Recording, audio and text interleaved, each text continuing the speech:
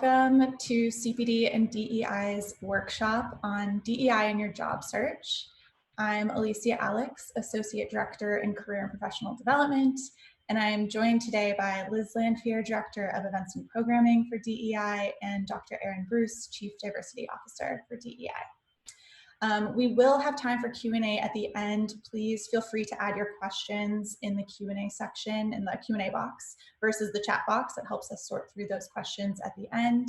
I also just want to note that this presentation will be recorded because it will live on our website for anybody that misses the presentation, but we will turn off the recording when we start answering questions. So I'm just going to kick us off with a quick overview of what we're going to go over today, and then I'll let Dr. Bruce and Liz lead us through their section. All right. So one of the more frequent things that we are hearing in CPD from recruiters is that a personal commitment to diversity, equity, and inclusion is now highly valued by employers. And most employers require job applicants to demonstrate an understanding, a commitment, and direct contributions to DEI during their job interview and also as an employee at their company. Today, we'll talk through some strategies on how you can implement or how you can successfully establish and provide evidence of your commitment to DEI and how to discuss that during your job search. So we'll start it off with an overview of DEI, strategies for establishing that commitment, and ways to get involved with DEI at Art Center. We'll then jump into how to successfully discuss your commitment to DEI throughout your job search and your interview process. And we're going to end with some tips on how you can advocate for DEI throughout your process and your interviews. Meaning you can research a company's commitment to DEI questions that you get to ask in an interview, and tools for responding to various creative opportunities with DEI in mind. I do want to reiterate that there are no shortcuts to this process, so you cannot demonstrate DEI understanding and commitment simply by taking a workshop and checking off a box for a job application. It is best to approach this authentically by establishing a true commitment to DEI. So with that said, I will let Dr. Bruce and Liz take you through an overview of diversity, equity, and inclusion.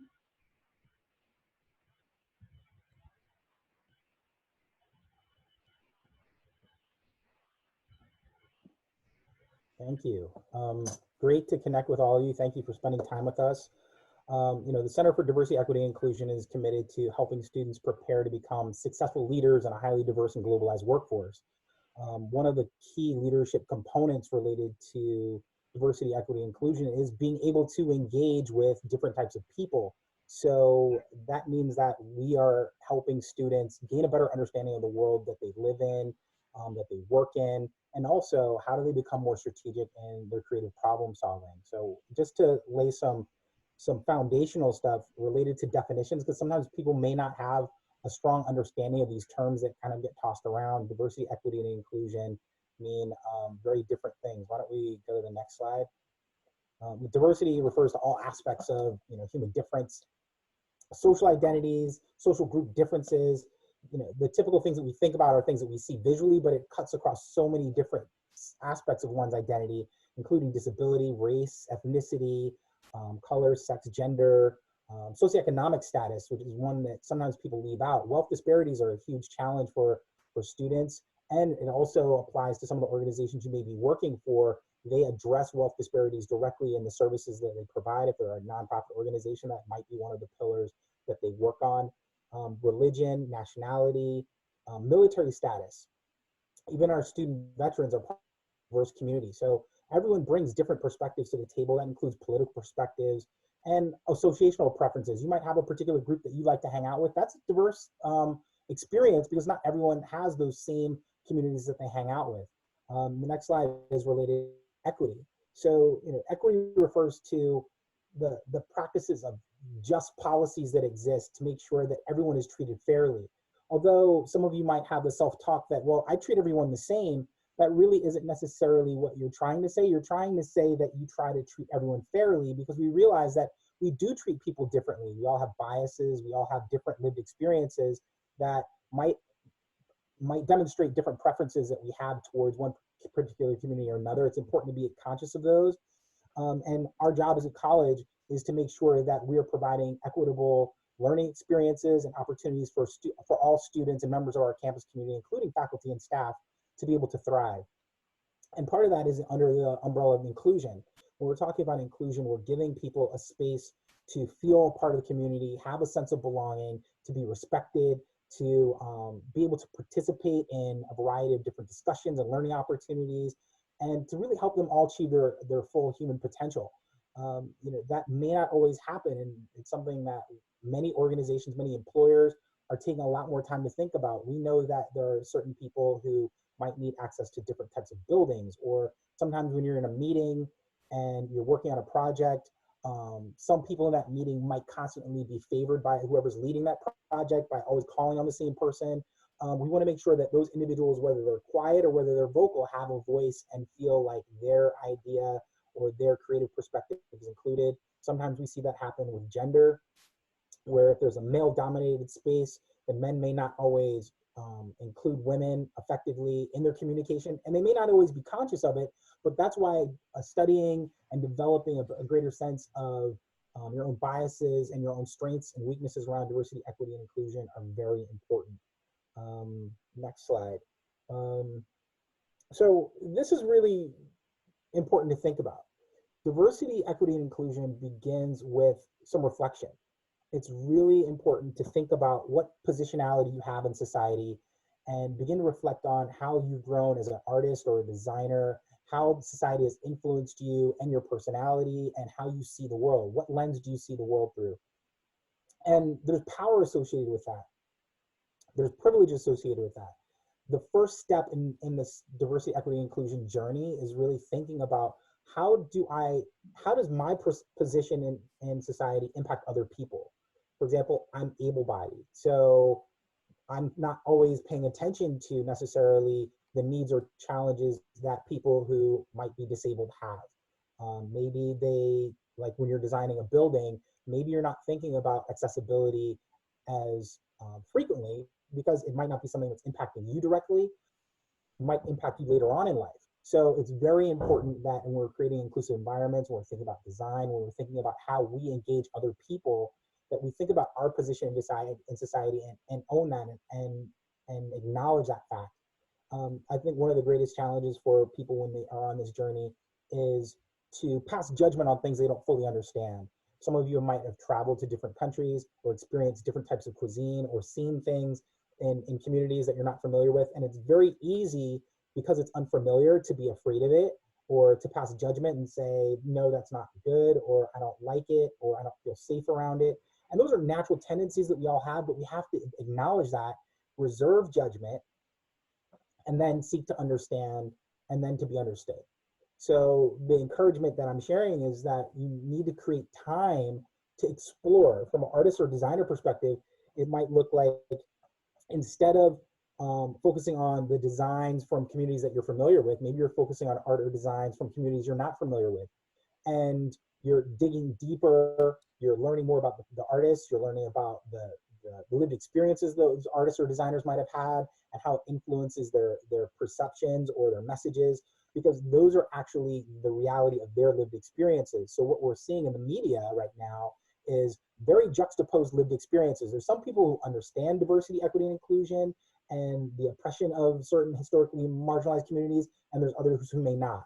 And although both realities are valid for those individuals, it's important for us as outstanding leaders to begin to think about the other person's perspective, the other individual's perspective from a historical context, but also from a present day context, because there's always a backstory leading up to who someone is and why they create what they create, or how their concerns about equity in the world have manifested themselves. I think it's really important to respond thoughtfully. As you meet people, sometimes they're very passionate about their identity, they're very passionate about their particular cause, and you might be very new to that conversation. It's important to create space to be able to respond and engage with them respectfully and sincerely. Just to give you a little bit more foundation on that, sometimes it's done in large group settings where maybe you're going to see an independent film, or maybe you're meeting with a group of people, but there's also a lot of small interaction, a small group discussion that can take place. I know DEI is build out a series of small group discussions that take place bi-weekly. So those are the types of opportunities that can give you a safe space to ask questions and respond with sincerity if there's something you don't understand. It's actually much easier to address some of those concerns now than when you're in the workplace. And one of the reasons why many corporations are concerned about this is because when people enter the workplace, they're expecting employees to know better. They're expecting them to have some foundation around diversity, equity, and inclusion, which is why professional development is so important. But I think it's really important to lay a foundation where you can create spaces where you're comfortable with exploring. And that could be watching a foreign film or a different film from a different community or independent production. It could be exploring different websites or blog sites that you've never been to before. We're all kind of creatures of habit, and we have our favorites and maybe bookmark certain things we go to all the time, even on Instagram. It's really valuable to develop competencies in those types of spaces so you can learn things, and also to encourage your curiosity. For me, before COVID, I like to travel a lot because it meant that I would immerse myself in a new space. And you have to be comfortable with being uncomfortable. You have to learn how to kind of grow in those spaces and breathe and understand that, yeah, this is going to be a little uncomfortable, but I'm going to actually grow professionally and personally as a result. The other piece that I think is important for you to think about is how do you recalibrate your mind as you're going through this process? How do you reconfigure your thinking so that you can begin to think about other people and the challenges that they might have or the successes they might have? How do you begin to look at the world through the lens of other people? So as a male, cisgender, um, person of color, it's important for me even to begin to think about other communities, because as someone who's able-bodied, as someone who's American, as someone who has a higher education level than a lot of people in this country, it's very important for me to understand my position of power and privilege. And so I constantly have to recalibrate and think about, okay, well, who am I not including? Who am I not thinking about? Who is impacted by the decisions that I make? And what can I do to become a better ally? Some of the workshops we've done earlier this year talk about allyship and what does it mean to be an ally. It's not just saying, yeah, I care about people or I care about Black lives. It's also about how do you act upon that? How do you walk beside someone or how do you stand beside someone so that they feel supported and that they understand that you're there as an ally in their journey. And the other piece to that is, when you see or hear something that isn't appropriate, can you feel comfortable enough to name it and claim it? Can you identify challenges or disparities that exist in communities that you're familiar with and address those challenges so that our society is more equitable? Next slide.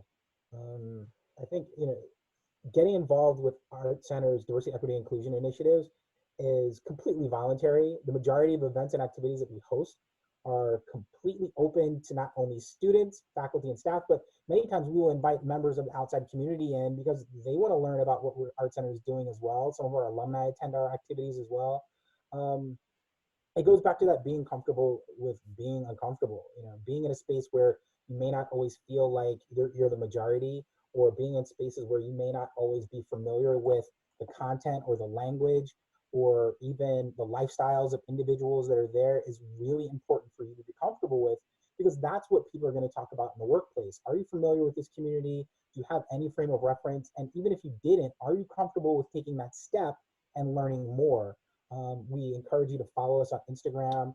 I'd like to invite my partner here, Liz Lamphere, Director of DEI Events, to jump in and share some of the events we've done in the past, because I think that's really important for students who may not be aware, but also some of the events are in the future. And just understand that developing these competencies aren't just around attending Art Center DEI events. It's also about being brave enough to open yourself up to the wondrous pleasantries that the world has to offer. That's all part of it, because sometimes you're going to get an assignment, through a client or through your supervisor that says, hey, we really need you to kind of explore this community. It's better that you have some familiarity than none at all. And although all of you have amazing creative talent, we know that you're the best in the world in that field. But in order to be really competitive, you want to make sure that you have some really solid baseline diversity, equity, and inclusion competencies. Liz? Yeah, absolutely. Hi, Liz Lamphere, DEI Director of Events and Programming. So our previous events usually follow a little bit of a pattern. There's national holidays surrounding a lot of our marginalized and minoritized communities. And then we also try and make sure that we have events in between those. So some of our events are celebratory and some of our events are educational, professional development. What are the laws and regulations? What does harassment within, sex and gender look like? What does harassment within race and ethnicity look like? But a lot of it is celebratory because what we want to do is create a better sense of belonging and a greater sense of belonging within the Arts Center community, and allow people who maybe don't feel celebrated all the time to have a moment in which they are centered and celebrated. I often, with our student workers, so we have a small group of student workers who are creativists. Hopefully as economy becomes more stable, we're able to expand our workforce, but they really help and inform what our community activities look like. So, when we are hosting something for Latinx Heritage Month, I won't be the expert in what an authentic event to celebrate people of Latinx heritage would feel like. That's when I ask my community, what does that look like? And I take that feedback and I put it together. And then, again, for our LGBTQ community, same pattern. I ask our community, what does this look like? And then from that feedback, that's what we put together. It would be it would be a disservice to our community for me to make assumptions, again, for, white female cis presenting person, middle-aged, to assume what our very diverse community that is outside of my lived experience would want from these celebrations and these educational opportunities. So part of what I do is ask our community, what looks authentic to you, what feels good to you, what is a celebration, and how can I create that in our Art Center community? And then let's invite everyone to participate, because you may learn something that you don't know about another community in that space. I think in our Latinx Heritage Month event, we had candies ordered from all over South America, Mexico. They were flavors that I'd never tried before, and they were delicious, and it was really fun, but that was informed from our community. I would have never been able to come up with that myself. But that's why it's so important to have those authentic experiences. So not only with taking a moment to be uncomfortable in situations in which you are typical, you find yourself typically put yourself in situations in which you're uncomfortable, but then also when you're in those situations, attempt to create authentic relationships with the people that you find there, because there are greater connections than there are differences. If you ask about them, if you find out about them, oh, we're all at Art Center, we all have art and design as a passion, we might come from different backgrounds, but what are some things that we have in common, and what are some commonalities, and how can we create friendships? Because that will be the authentic glue that strengthens our community and strengthens your ability to reach outside of your lived experience and practice that out in the world. So this is a safe place to practice that and then take it to the world. Thank you both so much. That's really wonderful. And I think as we talk about authenticity and taking those things out into the world, so once you have, done the work to commit to DEI understanding and activities and being brave and having those conversations and immersing yourself in that, and how do you begin to talk about your commitment and your understanding to DEI during your job search and interview process? Sometimes just the talking part can be the most intimidating. And so how do you start to have those conversations, and how do you let employers know that it is something that you're passionate about? So we're going to talk through a couple of ways that you can begin to do that. So step one, you're going to want to prepare, similar to how you would prepare for any interview or job search process. And in this regard, it's really about honestly assessing where you are in your process so that you can identify your own areas of growth and development related to DEI. So can you define For instance, diversity, equity, inclusion, microaggression, ally. Do you know these terms? If you're not familiar with any of them, it's a good signal that it's a good idea to prioritize getting involved in activities related to DEI and really gaining that understanding. And you can use any of the opportunities and strategies that Dr. Bruce and Liz just talked through. You also are going to want to carefully consider the diversity, equity, and inclusion issues that you are most passionate about or relate the most to. These might be issues around race, gender, sexual orientation, disability, economic injustice, and similar. Think about what DEI issues motivate you to action. Contemplate your own lived experience, your personal experiences, both at Art Center, outside of Art Center, within your work, as well as any injustices that maybe resonate with you. And then similar to how you would prepare for any interview or professional opportunity, you're going to want to review a sample list of diversity related questions that a job interviewer could potentially ask you. How would you ideally answer these questions? Do you feel confident answering them now, or is there more work that you need to do? This is a really good place to start gauging, if you were to enter an interview process, how equipped you feel to have these conversations. So I want to give just a few examples of the types of interview questions an employer might ask you. So why is diversity important in the workplace? How do you ensure you are inclusive to everybody's viewpoints? How do you go about ensuring you are removing bias from your day-to-day or from your design work? What is your approach to understanding different cultural viewpoints? There are obviously a ton of different types of questions that can be asked, and you won't necessarily be asked 5 or 10 questions. It might just be one, but just going through the process or even having a mock interview of getting comfortable discussing your viewpoints and your understanding and your commitment to DEI will be extremely helpful to you in this process. So next, you also, while you're discussing these, you want to make sure you're discussing authentically during your interview. And that goes back to, you know, providing that baseline of an authentic commitment, and that will shine through in that. So you want to be genuine, show authenticity. You want to discuss your direct experiences.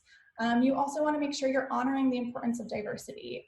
Any employer who asks you about diversity is telling you that it's important to their organization. So you want to reinforce that by discussing diversity throughout your interview process, not just when you're being asked about DEI specifically. You also want to speak to the importance of inclusion. Employers are looking for team players.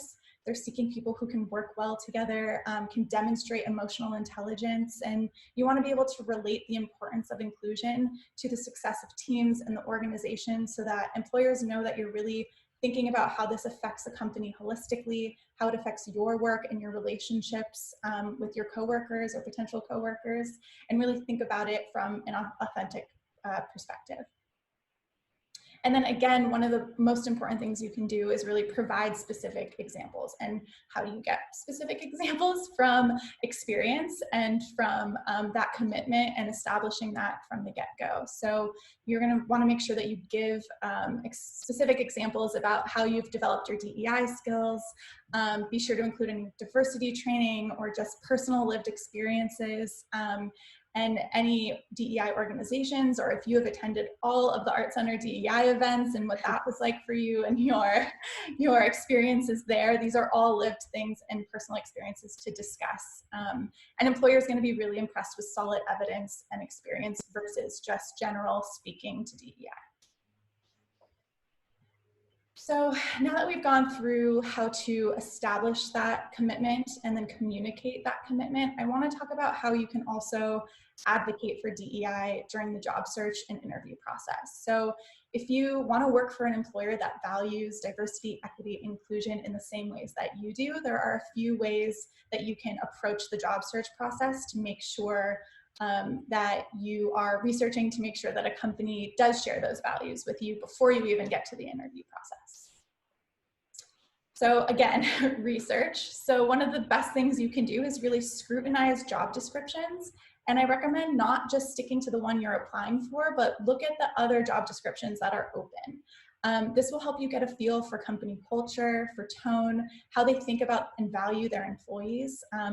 Like as an example, some companies subconsciously will default to language that appeals to one gender over another. And so if you are looking at multiple job listings for the same company, you're going to start to see the patterns. You also want to look at a company's website. A lot of the time, smaller companies, even larger companies, will post a team page. You can get a sense of who is on their team, who is on their leadership. You can research their social media accounts. Sometimes they even have accounts for their interns specifically. You can kind of get a sense of, are there any signs that say that they speak to their commitment of building a diverse and inclusive workplace? And how involved do they seem in the broader community? These are all areas, before you even start a conversation or apply, you can kind of get a sense for what this company is all about. You can also look at websites like Glassdoor or In Her Site. These are similar to kind of like a Yelp review from past and current employees. You, of course, should take these with a grain of salt, but it is a really good way to gain an understanding of what the employee experience has been like. And it'll be really easy to see any red flags that stand out. If 20 employees are saying there are serious issues at this company, that's one of the places you can look to find that. And then lastly, try to find out if the company has published any demographic information. This is really common with a lot of the larger corporations, but we've seen a lot of smaller businesses begin to be very transparent with these numbers. And so a quick Google search, like employee demographics at Nike, for instance, you can see if anything comes up for that. These are all just ways to equip yourself with knowledge prior to even going through the process of whether or not this company aligns with your values. And let's say you've done all that research and from the outside, it looks like this company is completely committed to DEI. When you are in the interview process, you have the opportunity to also ask questions. So generally speaking, we always say like prepare questions to ask an employer. There's always going to be time at the end of the interview where they say, do you have any questions for us? And this is a really good time to have prepared those questions about the things that you value in the workplace and be able to ask them so that they shed light on their commitment to equality and inclusion past what maybe their website says or maybe what you've researched on Google. So these are some examples of questions that you can ask. Things like, what are your most important values as a company? Joining an inclusive team is important to me. How do you promote inclusivity within your team and within your employees? Can you share data on your organization's diversity? Do your employees participate in diversity training? Things like that are still extremely professional. These are expected questions. You can ask them to, even if you've gone through the process and you're like, oh, I forgot to ask these, you can follow up with HR and ask these questions. These are completely valid and will really help solidify where they are coming from and what their true values are. So for some people on this webinar who maybe aren't going to go through the traditional job search interview process, maybe you're planning to freelance, maybe you are planning to be a fine artist who is going to participate in exhibitions or panels or opportunities, or maybe you are going to have a full-time job but you're going to freelance on the side. Anytime there's a creative opportunity that comes your way, there are still ways that you can advocate for your DEI values and double check that anyone that you work with or take a project with is aligned with what you believe in. So we're just going to talk through a couple of those tips. So again, very similar to what we discussed with researching the companies, you can also search the internet. So if a brand comes to you and they say, I really want to work on this project or a business or a person, take a moment to research. See if you can find information about the team. See if you can look at what past collaborations that they've worked on and if those feel aligned with what you are interested in and that they are doing the kind of work that you want to be involved in. Email, you're probably going to get a lot of these opportunities through email, so don't be afraid to ask questions back.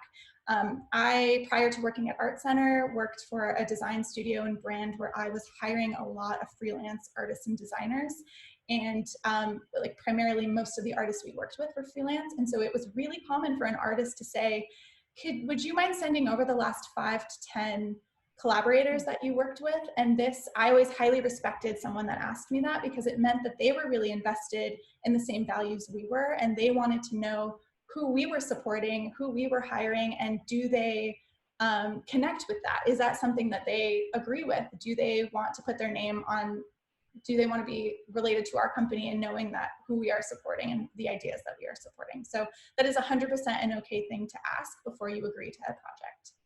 I also think one of the key things is to really reflect, and when opportunities come your way, ask yourself, am I the right person for this?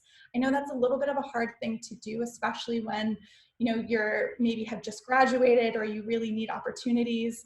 But I think there can be this moment where if a brand comes to you and they're working on a very specific campaign and you are like, I am not in a position to speak to this campaign or design for this campaign. I know that there are colleagues of mine or people of other identities who may be better suited.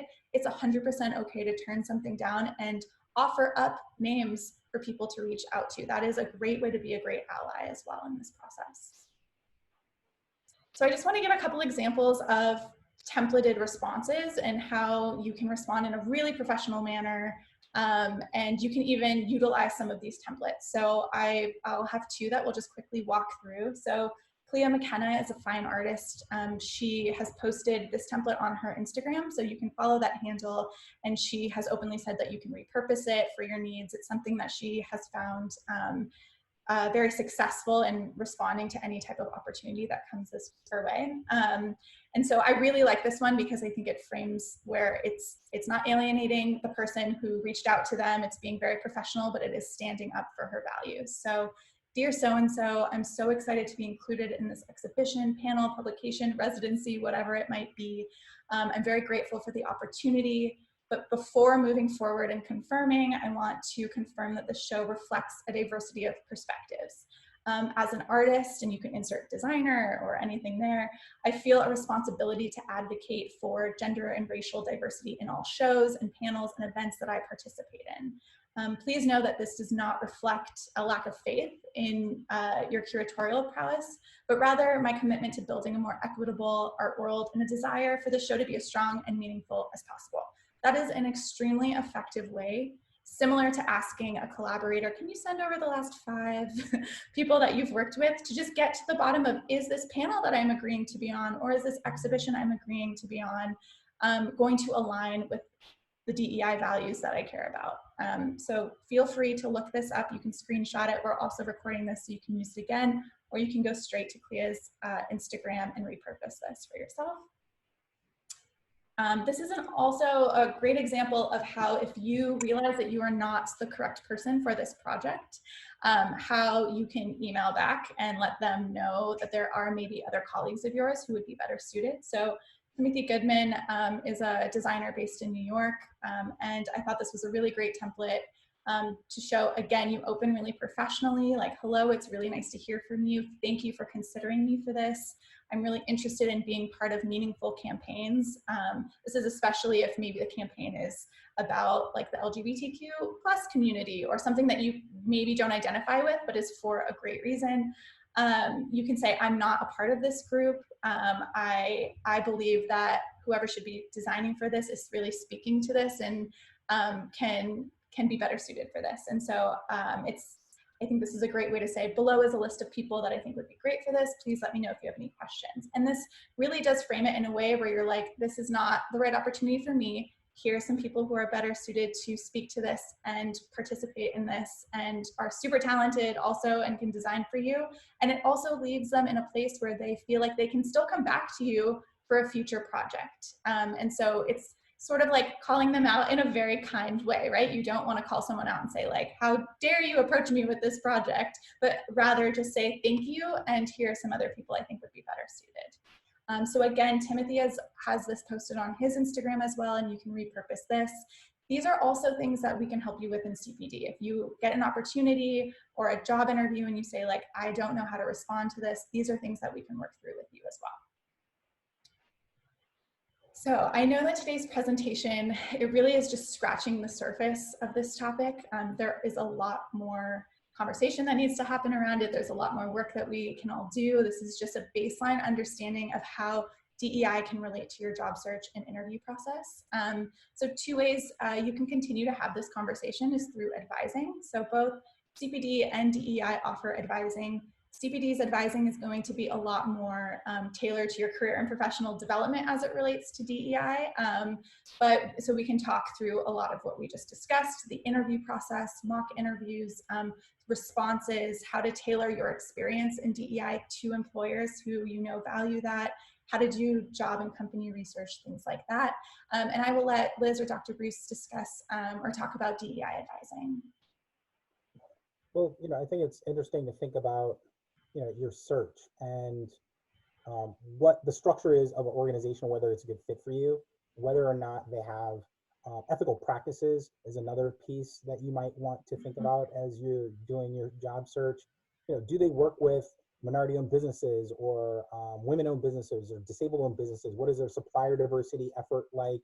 Do they have employee resource groups? Do they have affinity groups, kind of like clubs and organizations at Art Center, but do they have groups on campus for their employees that would help them create a greater sense of belonging within the organization? But I think it's important that getting comfortable with a diversity conversation is something that many of us never received kindergarten through 12th grade. We just never really had that experience. So by working with our team at DEI and meeting with different types of people and creating those opportunities for those conversations, it's going to help lower your anxieties that you might have about having that conversation in a job interview. And trust me, I've seen a lot of people freeze up in a job interview because they just didn't think about that question, or even if they thought about it, they just never practiced it. And so, that authenticity that we've been talking about, it's really important to put yourself in spaces where you can develop the language and the confidence to talk about these topics, because you really don't know exactly how they're going to spin the question.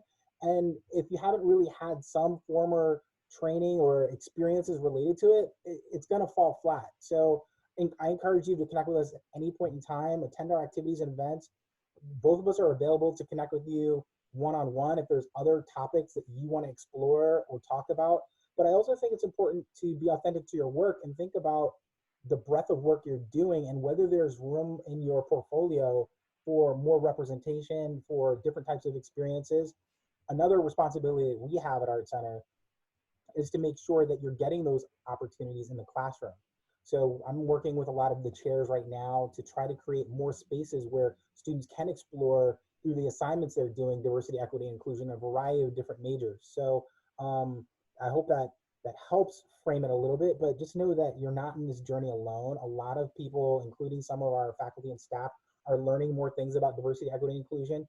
I personally learn new things about diversity, equity, and inclusion all the time. I was just talking with the Indonesian consulate and realized that I just don't know enough about Indonesia and I want to learn more. So take this as an opportunity to build on your previous experiences and be comfortable with the fact that you're developing even more. You're developing a toolbox and a portfolio of diversity, equity, and inclusion experiences that you may not know exactly why you need them now, but they might turn out to be very valuable gems later on. Absolutely. You're on mute. Thanks. Okay, sorry. Yeah, I think that what's important, I think where people get tripped up is that there is a concern about, will I say the right thing or will I say the wrong thing? And those questions are great to ask in a one-on-one environment with Dr. Bruce or I, because then we are in the position of answering those questions very honestly and very candidly with you. And we can talk about things that, are very uncomfortable to maybe talk about. And then you're also not necessarily taking that question to a friend who maybe you trust, but is a person of color, and you're not burdening them with that labor. This is our job, and we're happy to do it with you. So, that's what we're here for. You can ask the uncomfortable questions. You can say, can I say this in a job interview? Like, how do I say that in a job interview? Or what's the best way to frame my experience in a job interview? Or where does it seem like my diversity experience is lacking? We might be able to help you kind of fill some of those things in.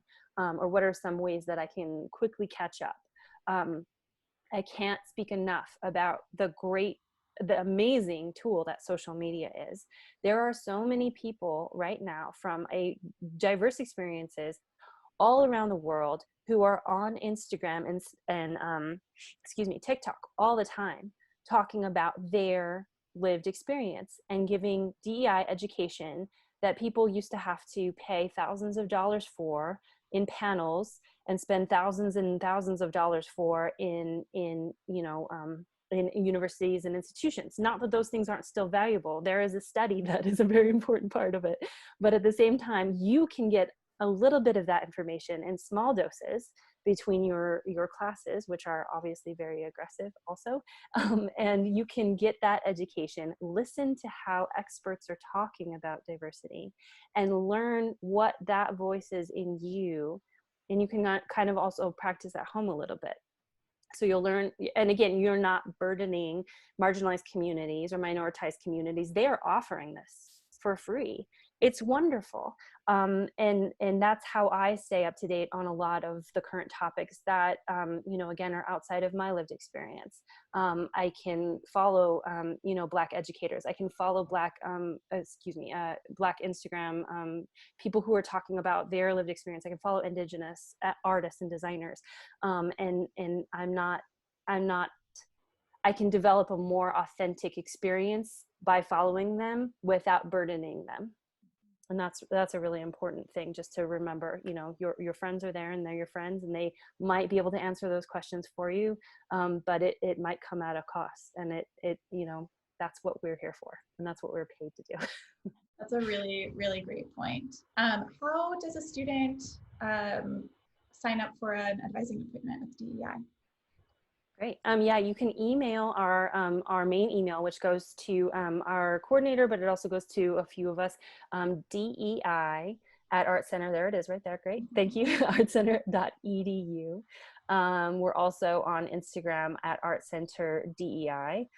So you can follow us there. We're also we'll see a DM if you DM us from there, and then we can take it, to our emails. But my email is liz.landfear@artcenter.edu, and Erin's is erin.bruce@artcenter.edu, and we're always happy to have any range of discussions. Great, thank you both so much. I'm going to turn off the recording now, and we can open it up to questions. 1 second.